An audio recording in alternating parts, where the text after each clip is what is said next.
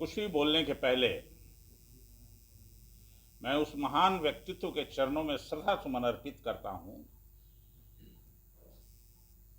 जिनकी याद में यह श्रद्धांजलि सभा आयोजित की गई है। और जितने लोग इस सभागार में उपस्थित हैं, किसी न किसी रूप में सब लोग उनसे संबंध रखते हैं और मैं भी उसका एक हिस्सा हूं। मैं तो बचपन से उनको जानता हूं, जब से होश संभाला तब से। इसलिए कि हमारे पिताजी के मित्र हुआ करते थे श्री नंद जी सहाय, तो इसलिए स्वभावतः मैं उनको बचपन से जानता हूं। पहले गर्दनीबाग रोड नंबर 6 में रहते थे, बाद में 1966 में किदवईपुरी में आए। कृष्ण मोहन जी वगैरह सब, इनके पिताजी वगैरह भी उस समय उसी स्वरूप में आए वहां। चूंकि वो किदवईपुरी डाक तार विभाग के 45 कर्मचारियों से ही वो बना। मात्र 45 कर्मचारियों के नाम से कोऑपरेटिव सोसाइटी बनी और वहां वो बना। शायद कृष्ण मोहन जी के पिताजी ही सेक्रेटरी हुआ करते थे उसके, या क्या? आर्टिस्ट हाँ हाँ हाँ। उस समय उतना समझ में नहीं आती थी बात हमको, लेकिन यही लोग आयोजक उस थे। तो जब से किदवईपुरी में आए तब से मेरा बहुत ही निकट का संबंध रहा और मैं उनको पिता तुल्य मानता। मैं अपने पिताजी का स्वरूप, उनकी छाया उनमें देखा करता था। नंद जी सहाय, जैसा आप सब लोगों ने भी कहा, व्यक्ति नहीं थे, वो विचार के इतने पुष्ट व्यक्तित्व थे जो अभी हम यहां से बैठ के कल्पना नहीं कर सकते हैं केवल। और कभी उनके मुंह से अपशब्द नहीं मैं सुना। किसी की आलोचना भी करते थे तो अपशब्द नहीं किसी के बारे में बोलते थे। ये उनकी सबसे बड़ी महानता थी। नंद जी सहाय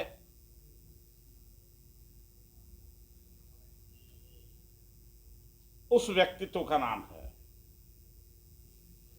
जो अपने जीवन काल में, हमको लगता है कि जब से मैं उनको देखा, कोई ऐसा व्यक्ति नहीं होगा जो उनके संपर्क का होगा या उनका विरोधी भी, जिसके दुख में वो शामिल नहीं हुआ हो। चाहे बीमार रहे कोई, घर में मरनी हरनी हो जाए, किसी तरह का कोई संकट रह जाए, उस समय हमेशा नंद जी सहाय उसके पीछे खड़ा हुआ रहते थे। ये उनकी पहली पहचान थी। और हमको लगता है कि किदवईपुरी और कृष्णा नगर में या उनके परिचित लोगों में जो उनके समकक्ष के थे या उनसे बड़े थे या छोटे थे, कोई ऐसे घर में अगर कोई कैजुअलिटी हो गई तो वो घाट तक जरूर पहुंच जाते थे। वो लकड़ी जरूर जाके देते थे। ये उनकी, मतलब कि उनको कहें कि ये उनका संकल्प था जो ये काम को करते थे। कोई बीमार है उसकी भी मदद करते थे। संयोग से वैद्य जी ने भी कहा, उनके इलाज की है। उनके पिताजी जो हम लोगों के दादा के रूप में थे, श्री जगदीश नारायण, शायद बहुत सारे लोग इसमें नहीं जानते होंगे, वो होम्योपैथ के बहुत अच्छे जानकार थे। और होम्योपैथिक दवा देते थे सबको। उनका दवा हम भी खाए हुए हैं बचपन में। नंदी जी भी होम्योपैथिक सीख गए थे, उन्हीं से सीखे थे। हाँ। नंदी ये उन्हीं से सीखे थे, और उसके बहाने भी लोगों को कुछ न कुछ मदद करते रहते थे वो। और शहर में जब भी कोई घटना घटी, सबसे बड़ी घटना एक बताता हूं मैं आपको। 1975 में पटने में बाढ़ आ गई। आज जो किदवईपुरी आप देखते हैं, किदवईपुरी पूरा डूब गया, एक तला पूरा, पहला तल्ला 75 1975 में। 75 और 8 कॉलेज से जो हम लोग चलते थे नाव लेकर के उनके साथ, तो सीधे विमेंस कॉलेज पहुंचते थे। आप समझिए पानी का क्या रहा होगा कितना। और कृष्णा नगर और किदवईपुरी दोनों डूबा हुआ था। पूरा फर्स्ट फ्लोर पूरे पानी में डूबा, माने ग्राउंड फ्लोर पूरा पानी में डूबा हुआ था। और जो कृष्णा नगर और किदवईपुरी के बीच में जो मकाने हैं, उस मकान का कोई अता पता उस जमाने में नहीं था। वो सीधे पीएनटी कॉलोनी केवल दिखता था। आज गणेश बाबू नहीं रहे, जिनकी ये परिवार के पुतोह और दोनों बच्चे हैं, उनके अभिन्न मित्र हुआ करते थे। उनकी मित्रता भी जब होती थी तो ऐसी मित्रता होती थी कि सब कुछ अपना न्यौछावर कर देते थे। जितना उनके बस में है सब कुछ हमेशा तैयार रहते थे। धूप हो, बरसात हो, गर्मी हो, जाड़ा हो, इसकी कोई चिंता नहीं। हमेशा सरलता से उपलब्ध रहते थे। ये उनकी क्वालिटी थी। तो बाढ़ में जो 75 की बाढ़ आई, उनकी काबिलियत अब सुन लीजिएगा। पहली बार हमने देखा, आज तक देखा नहीं। वो 4 गो ड्रम इकट्ठा की ना, हमको बुलाए कि तुम आओ यहाँ, तो हमको तो उनके आदेश का पालन करना था, नहीं करते। शायद कृष्ण मोहन जी को याद होगा। 4 गो मोबिल वाला ड्रम जो होता है, 4 गो ड्रम लाइन, और चारों तरफ से उसको बांधे मोटा तार से, अब बांध करके, और फिर उस एक जो डिस्प्ले बोर्ड होता है, उसी में से एक डिस्प्ले बोर्ड को चारों के ऊपर रख दी कि वो टूटे और गिरे नहीं। और 20-25 आदमी हम लोग उस पर आराम से बैठ करके, लाठी लेके, बांस फुलवंसा लेकर के, और यहाँ से वहाँ तैरते थे। अब पानी पहुँचाने का जबरदस्त काम उसमें करते थे। कोतवाली से, हाँ, कोतवाली में कुआं था, आप समझ लिए। अब पानी ला करके सबके घर, उसमें पीने की पानी उपलब्ध नहीं थी। अब पानी, ये सीखा हमने उनसे कि कैसे मदद की जा सकती है संकट के समय में। तो एक हिस्सा ये हुआ। और अपने व्यवसाय की उनको चिंता नहीं थी।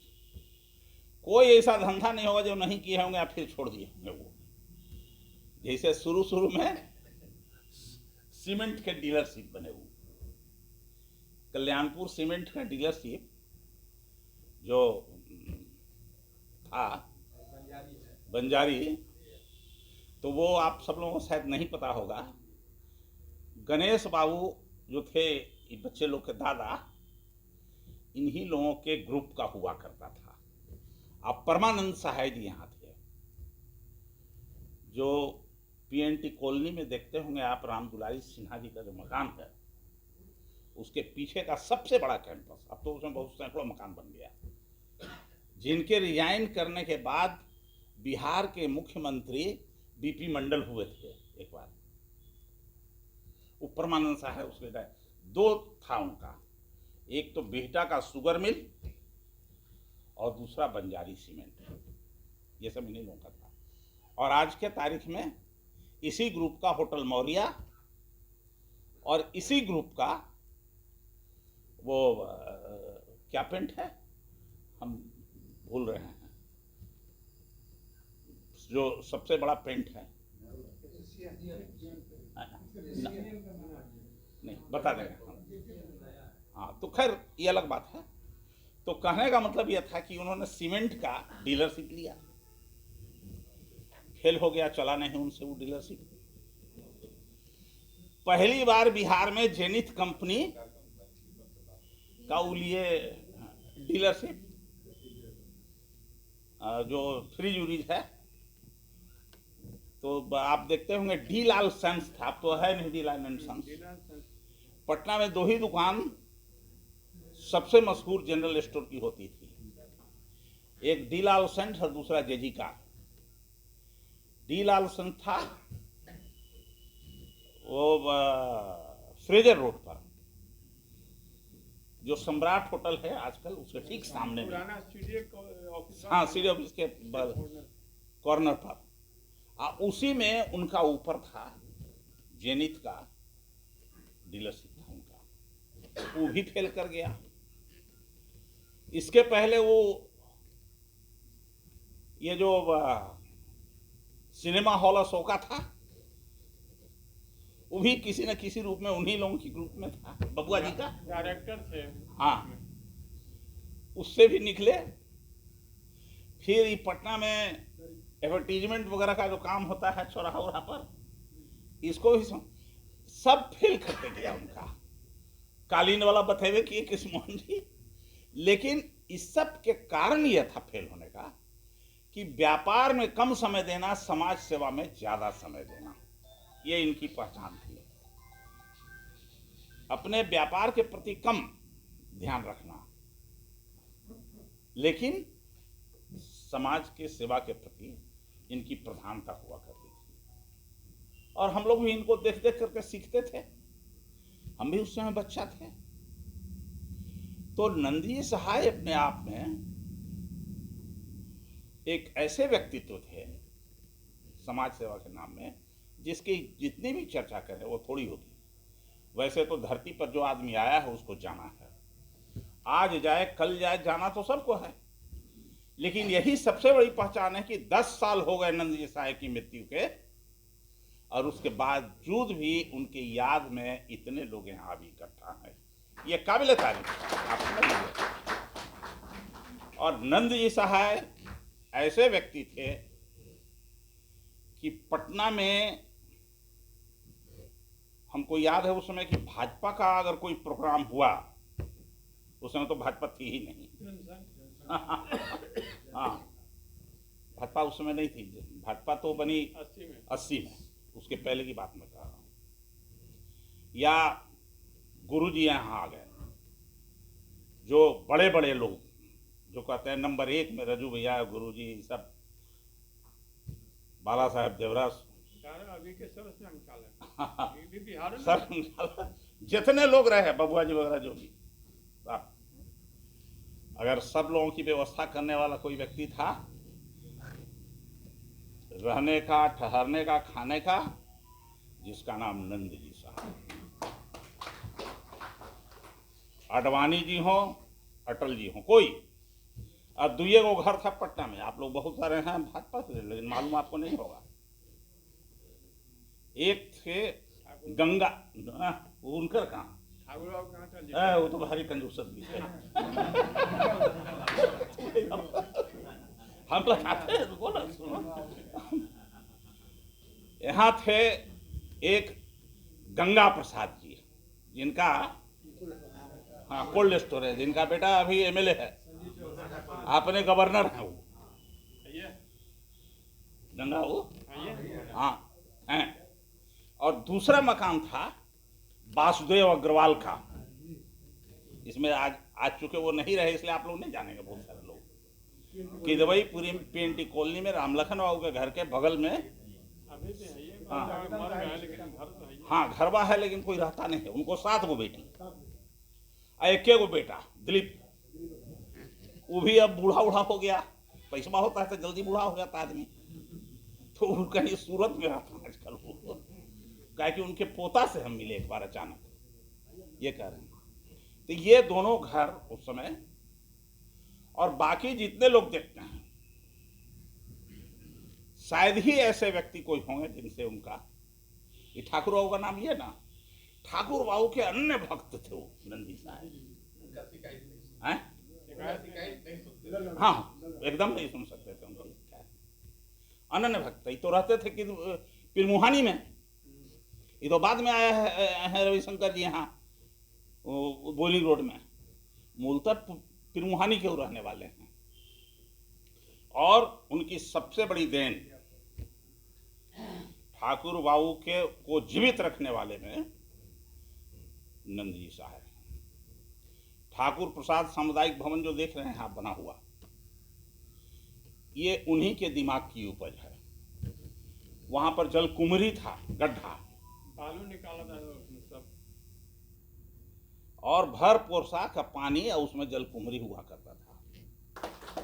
और अंत में पुनः नंद जी के चरणों में श्रद्धा सुमन अर्पित करता हूं और प्रार्थना करता हूं कि उनका आशीर्वाद हम पर बना रहे।